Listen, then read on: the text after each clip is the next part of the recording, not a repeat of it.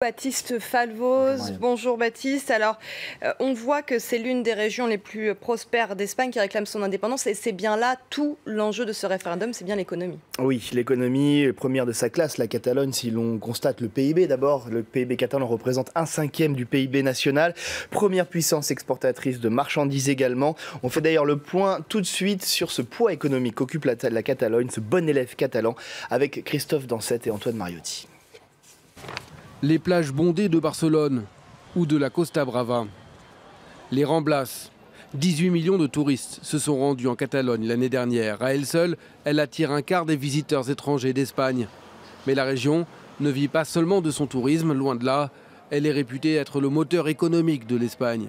Plusieurs grandes entreprises ont leur siège dans cette région.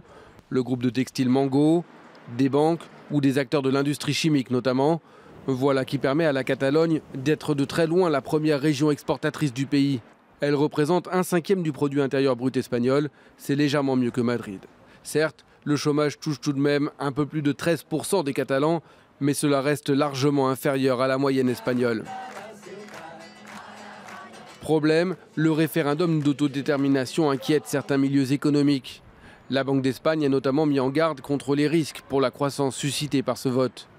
Il faut dire que certains groupes internationaux comme Volkswagen Audi ont menacé de se délocaliser après la victoire des indépendantistes aux élections régionales il y a 2 ans. Et quid de l'appartenance de la Catalogne à l'Union européenne et à l'euro en cas d'indépendance?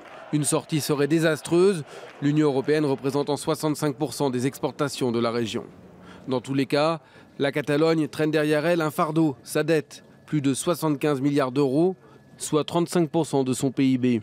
Une dette telle que la région est classée en catégorie spéculative, ce qui l'empêche de se financer directement sur les marchés financiers. Alors Baptiste, est-ce que cette prospérité économique qu'on vient de voir par rapport à d'autres régions d'Espagne vont alimenter les volontés indépendantistes catalanes? En tout cas, elles alimentent déjà un sentiment d'injustice fiscale, le sentiment de payer pour les autres régions d'Espagne sans en tirer les bénéfices. Il faut savoir que la Catalogne, contrairement au Pays Basque, n'a presque aucune autonomie fiscale. Elle lève bien quelques impôts sur les successions, sur les jeux, ce genre de choses, mais elle ne peut pas décider du prélèvement de l'impôt de façon générale et surtout de sa redistribution. Conséquence, le gouvernement catalan estime d'abord que la région donne plus qu'elle ne reçoit à l'État central. Elle parle de 16 milliards d'euros de différence chaque année, ce qui représente 8% de son PIB. Sur ce sujet, il y a comme souvent une bataille des chiffres. Le gouvernement central espagnol, lui, reconnaît ce déficit, mais parle de 10 milliards d'euros, soit 5% du PIB de la Catalogne. Ce sentiment de dépendance financière à l'égard de Madrid a été particulièrement mal vécu au début des années 2010 avec la cure d'austérité qui a été imposée par le gouvernement espagnol dans la foulée de la crise financière. Ça a bien sûr eu des conséquences en termes d'aide sociale, d'investissement en Catalogne, une région qui est historiquement très attachée à son État-providence. Alors quelles conséquences pour la région catalane si elle devient autonome? Alors là encore, toutes sortes d'analyses s'opposent. Les indépendantistes vous diront que l'économie est diversifiée, que la région est au cœur de l'Europe, que le gouvernement est prêt à lever l'impôt du jour au lendemain.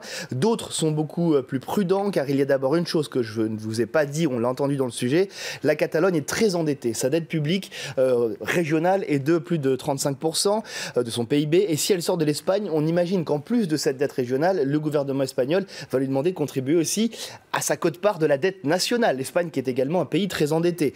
Dans ce cas, on aurait une dette catalane qui serait de plus de 100% du PIB, très difficile à soutenir. Deuxième raison, si le divorce avec l'Espagne se passe mal, on imagine que l'Espagne pourra mettre en place des barrières douanières. Cela pénalisera forcément les entreprises catalanes qui exportent la majorité de leur production dans le reste du pays. On imagine aussi que de nombreux groupes qui sont installés en Catalogne vont déménager leurs sièges sociaux pour les installer à Madrid afin de conserver notamment l'accès au marché européen.